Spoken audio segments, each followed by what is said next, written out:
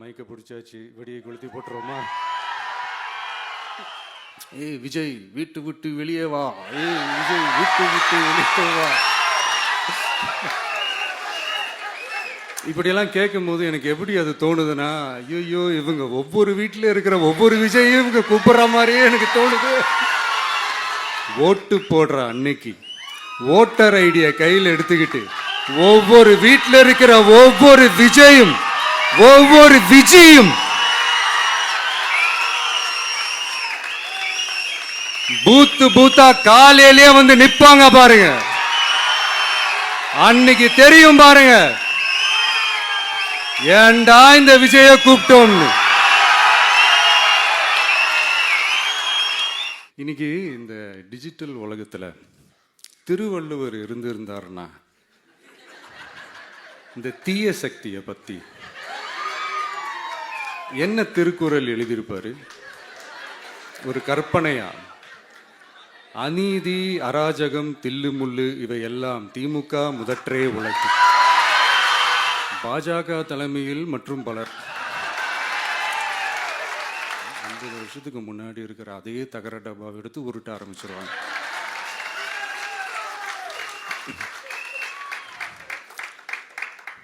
பவளவிழா பாப்பாக்கு வேற என்ன தெரியும்?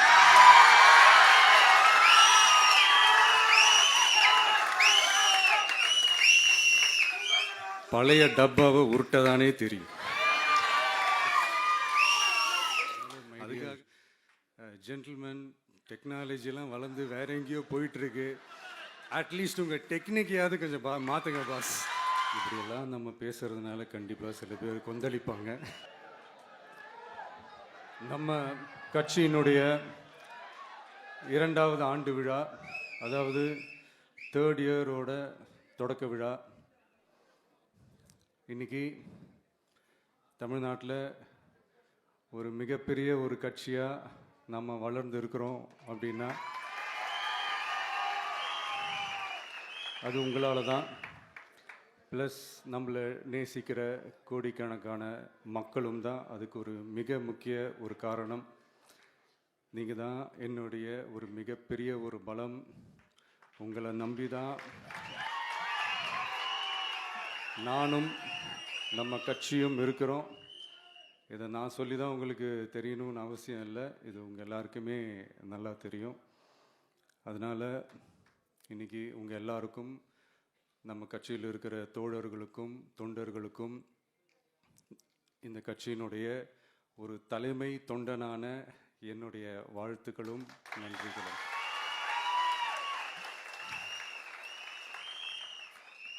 அப்புறம் என்ன, மைக்க பிடிச்சாச்சு, வெடியை கொளுத்தி போட்டுருவோமா?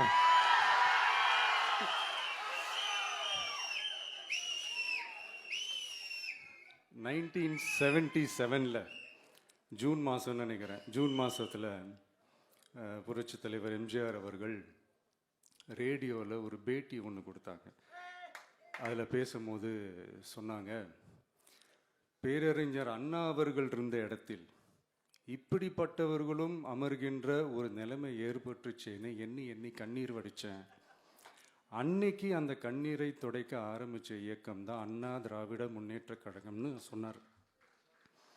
அதே மாதிரி 2017 அப்புறம் 2021 அப்புறம் தமிழ்நாட்டுடைய நிலைமையை பற்றி யோசித்து பார்த்த நம்ம தமிழக மக்கள், காமராஜர் அவர்கள் இருந்த இடத்தில், அண்ணா அவர்கள் இருந்த இடத்தில், எம்ஜிஆர் அவர்கள் இருந்த இடத்தில் இப்படிப்பட்டவர்களும் அமர்கின்ற ஒரு நிலைமை ஏற்பட்டுச்சேன்னு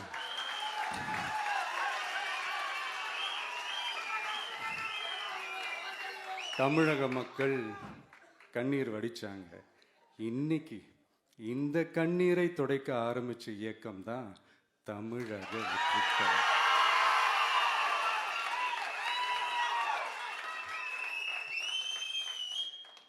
இப்படியெல்லாம் நம்ம பேசுறதுனால கண்டிப்பாக சில பேர் கொந்தளிப்பாங்க. அது பற்றில நம்ம கவலைப்படக்கூடாது. ஏன்னா கொந்தளிக்கிறது தான் அவங்களுக்கு வேலையே. புரிஞ்சுங்களா அவங்களுக்கு? ஏன்னா எம்ஜிஆர் அவர்கள் கட்சி ஆரம்பித்தப்போ, ஏன் அவர் ஜெயிச்சதுக்கு அப்புறம் கூட சட்டசபையில் கூட ஏதோ ஒரு நடிகர் கட்சி வந்திருக்குதான், ஏதோ ஒரு புதிய கட்சி வந்திருக்குது, புரட்சி தலைவர்னு ஒருத்தர் வந்து, இப்படியெல்லாம் கேலியும் கிண்டலுமா. அதனால் யார் அரசியலுக்கு வந்தாலும் இப்படி கொந்தளிக்கிறது தான் அவங்களுடைய வேலையே. அப்படி தான் நாம் அரசியலுக்கு வந்ததுக்கப்புறம் கூட இந்த விஜய்க்கு என்ன அனுபவம் இருக்குது, எம்ஜிஆர் அவர்களுக்கு எவ்வளோ அனுபவம் இருக்குது தெரியுமா? 52லேருந்து 72 வரைக்கும் அந்த 20 இயர்ஸ் திமுகவில் இருந்த ஒரு அரசியல் அனுபவம் எவ்வளோ இருக்குது தெரியுமா? விஜய்க்கு என்ன பெரிய அனுபவம் இருக்குதுன்னு கேட்டால் அதே வாய் தான். அன்னைக்கு எம்ஜிஆர் அவர்களை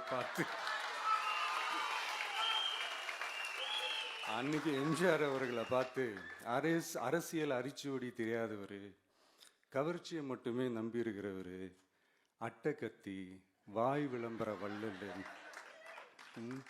இவருக்கு கேள்வி மட்டும் தான் கேட்க தெரியும், பதில் சொல்ல தெரியாது, நிருபர்களை சந்திக்க மாட்டார், டெல்லியை வகச்சிக்க மாட்டார், மேலே இருந்து அவருக்கு அவ்வளோ ப்ரெஷர் இருக்குது, அப்படி இப்படின்னு சொன்னதும் அதே வாய் தான்.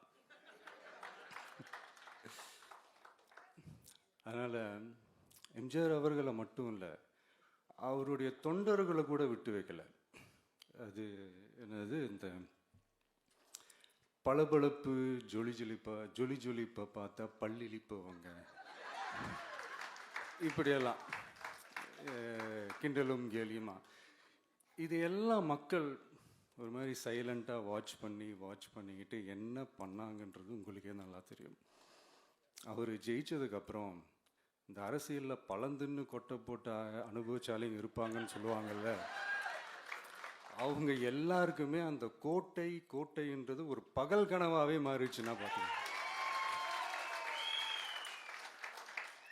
77 மாதிரியே இப்போவும் அந்த பழைய தேஞ்சி போன, துருபிடிச்சி போன, நஞ்சு போன அதே அந்த பழைய வெப்பனையும் இப்போவும் கையில் எடுக்கிறாங்க. அதனால் மை டியர் ஜென்டில்மேன், டெக்னாலஜிலாம் வளர்ந்து வேற எங்கேயோ போயிட்டுருக்கு, அட்லீஸ்ட் உங்கள் டெக்னிக்கையாவது கொஞ்சம் மாற்றுங்க பாஸ்.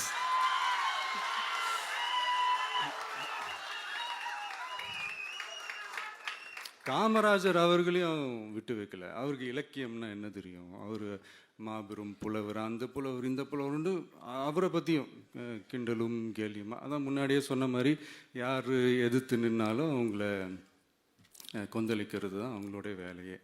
ஸோ இப்படி அவங்க பண்ணுற தப்பெல்லாம் நம்ம எடுத்து சொன்னால், அவங்க பண்ணுற அட்ராசிட்டியை பற்றி நம்ம எடுத்து சொன்னால், அவங்க பண்ணுற அந்த ஊழலை பற்றி தான் நம்ம எடுத்து சொன்னோம். முக்கியமாக நாம் அதை எடுத்து சொன்னால் 50 வருஷத்துக்கு முன்னாடி இருக்கிற அதே தகர டப்பாவை எடுத்து உருட்ட ஆரம்பிச்சிருவாங்க.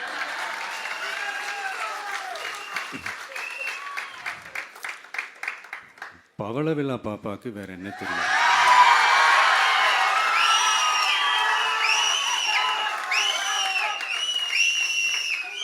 பழைய டப்பாவை உருட்டதானே தெரியும்.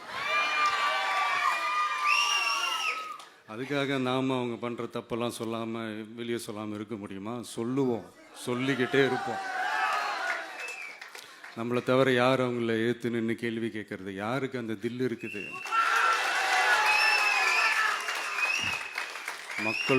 மக்களோட ஒரே பிரதிநிதி நாம் மட்டும்தான். ஸோ இப்படி இருக்கிற இந்த நிலைமையில் இன்னைக்கு இந்த டிஜிட்டல் உலகத்தில் திருவள்ளுவர் இருந்திருந்தாருன்னா இந்த தீய சக்தியை பற்றி என்ன திருக்குறள் எழுதியிருப்பாரு? ஒரு கற்பனையா, அநீதி, அராஜகம், தில்லுமுள்ளு இவையெல்லாம் திமுக முதற்றே உலகு.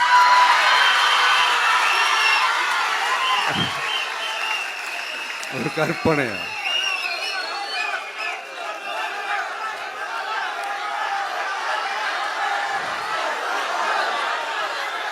அநீதி, அராஜகம், தில்லுமுள்ளு இவையெல்லாம் திமுக முதற்றே உலகு.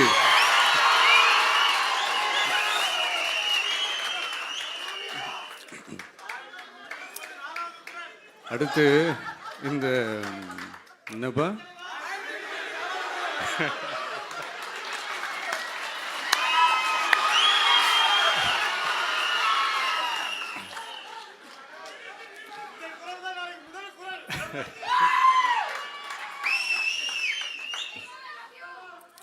அடுத்து இந்த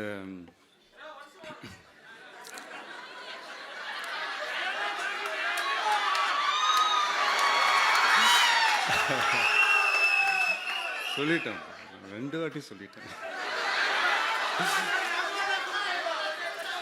அநீதி, அராஜகம், தில்லுமுள்ளு இவை எல்லாம் திமுக முதற்றே உலகு.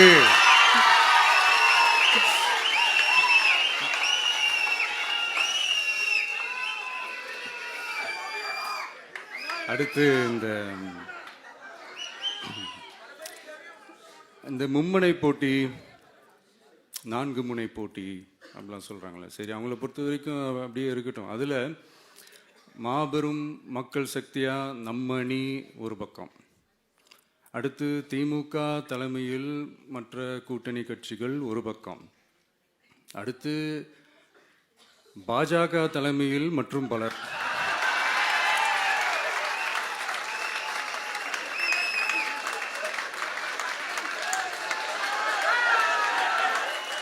என்னப்பா சிரிக்கிறீங்க? உண்மையை சொன்னேன்.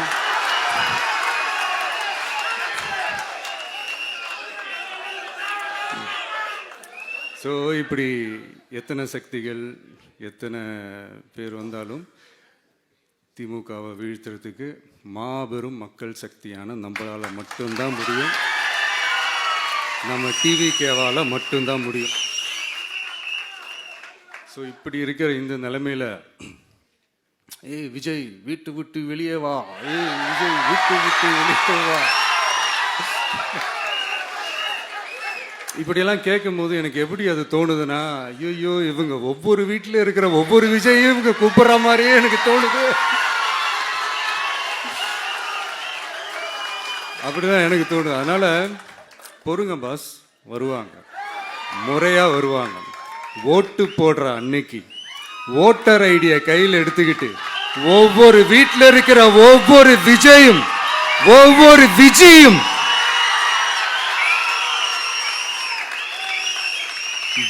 பூத்தா காலையிலேயே வந்து நிப்பாங்க பாருங்க. அன்னைக்கு தெரியும் பாருங்க, ஏண்டா இந்த விஜய கூப்பிட்டோம்னு.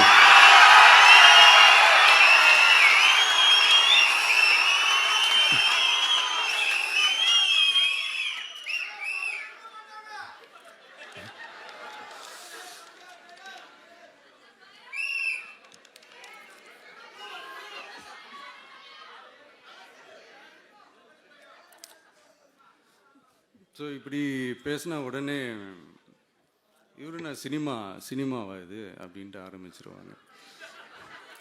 நான் சினிமா விட்டாலும் நீங்கள் சினிமா விட மாட்டேங்கிறீங்களேப்பா.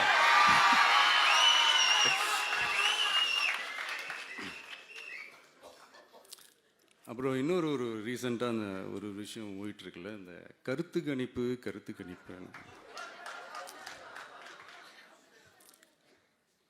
அதில் நிறைய பேர் உண்மையான கருத்து கணிப்புலாம் சொல்கிறாங்க. அதையும் நான் தப்பு சொல்லலை. சில பேர் கடுப்பில் விட்ட கணிப்பாகவும் இருக்குது,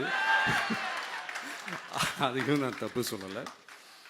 இந்த கடுப்பில் விட்ட கணிப்பாளர்களுக்கு நான் சொல்லிக்கிறது என்னென்னா, ஒவ்வொரு ஊராக தெருவா வீடு வீடாக போய் நீங்கள் அந்த கருத்து கணிப்பு எடுத்து பாருங்கள். ஒவ்வொரு வீட்லேயும் டிவிக்கு இருக்கிறத நீங்கள் பார்ப்பீங்க.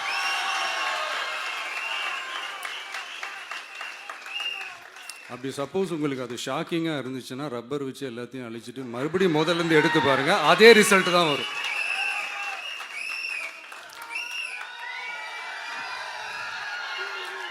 இது என்னப்பா லாஜிக்கு, அது எப்படி எல்லார் வீட்லேயும் டிவிக்கு இருக்கும் அப்படின்னு நீங்கள் கேட்டிங்கன்னா, ஒரு சின்ன சாம்பிளுக்கு ஒரு சின்ன டெஸ்ட் ஒன்று பண்ணி பாருங்களேன்.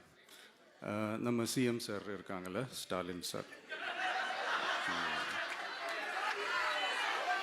ஒரு 2 இயர்ஸ் பேக் இருக்கும்னு நினைக்கிறேன், ஒரு மேடையில் பேசும்போது சொன்னாங்க, இந்த மாதிரி என்னோட கட்சிக்கு அவங்களுடைய கட்சிக்காரங்க சில பேர் பண்ணுற அட்ராசிட்டி, ஒரு சில மந்திரிகள் பண்ணுற சில அட்ராசிட்டிஸ்லாம் பார்த்து ராத்திரியில் எனக்கு தூக்கமே வரமாட்டேங்குது அப்படின்னு ஒரு 2 இயர்ஸ் பேக் இருக்கும்னு நினைக்கிறேன். அந்த வீடியோ கூட இருக்குது. அப்படி இருக்கிற அவரு என்னைக்காவது ஒரு நாள் அசந்து தூங்குவார்ல, அப்ப அவர்கிட்ட போய், சார்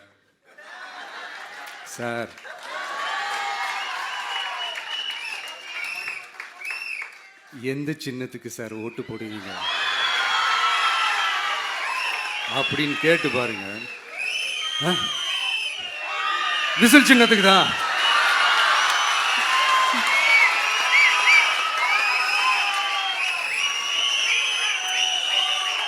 தூக்கத்துல இப்படி டப்புன்னு எழுப்பி கேட்டா டப்புன்னு உண்மையை போட்டு உடைச்சிருவாங்க. அதுக்கு சொன்ன அப்படி இருக்கிற இந்த நிலைமையில டிவிக்கே சிட்டியில் தான் இருக்குது, டவுனில் தான் இருக்குது, வில்லேஜ் சைட்லலாம் இல்லை அப்படின்னு சொல்கிறவங்களுக்கு இந்த மாதிரி சில டெஸ்ட் எல்லாம் பண்ணி பாருங்க, தெரியும்.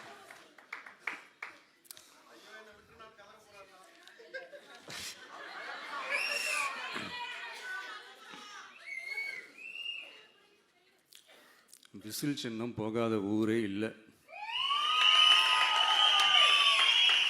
விசில் சின்னம் எங்கெல்லாம் இருக்குதோ அங்கெல்லாம் டிவிக்கே இருக்குதுன்னு அர்த்தம். என்னுடைய அம்மா, அக்கா, தங்கைகள், அண்ணன், தம்பிகள் டிவிக்கேக்கு ஓட்டு போடுறத யாராலையும் தடுக்க முடியாது.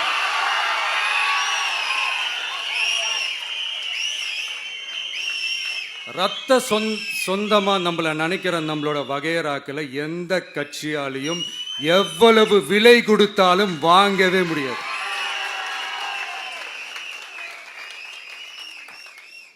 நான் ஓவர் கான்ஃபிடென்ஸில் பேசுகிறேன் அப்படின்லாம் நினைக்காதீங்க. இதுதான் கள நிலவரம், கள யதார்த்தமும் இதுதான். தீய சக்தியை வீழ்த்துறதுக்கு தூய சக்தியான நம்மளால் மட்டும்தான் முடியும். இந்த 2026 சட்டமன்ற தேர்தலில் டிவிக்கே தான் மக்களோட ஒரே ஆப்ஷன். Otherwise no diversion.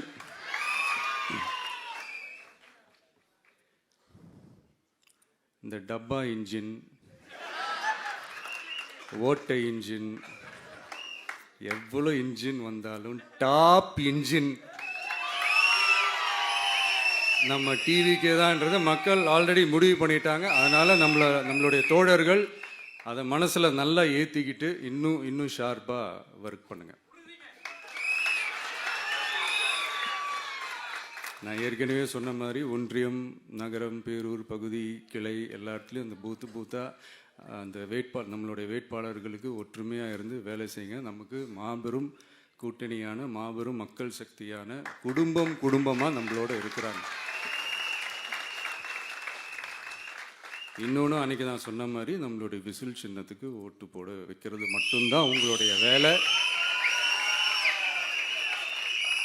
மற்றதெல்லாம் மக்களோட சேர்ந்து நான் பார்த்துக்கிறேன்.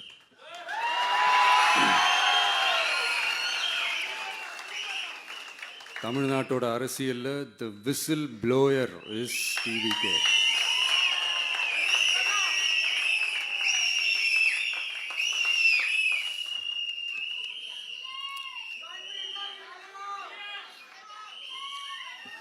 நம்ம மக்கள் இந்த விசில்ல ஊதுல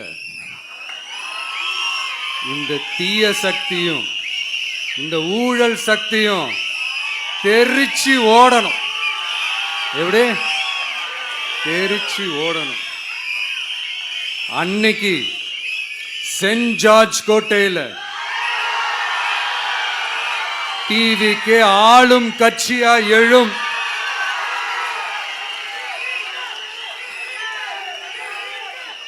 உங்களோட நான் இருக்கேன், நம்மளோட நம்ம மக்கள் இருக்கிறாங்க. இதுக்கு மேல என்ன வேணும்? கான்ஃபிடென்ட்டா இருங்க, நல்லதே நடக்கும், வெற்றி நிச்சயம்.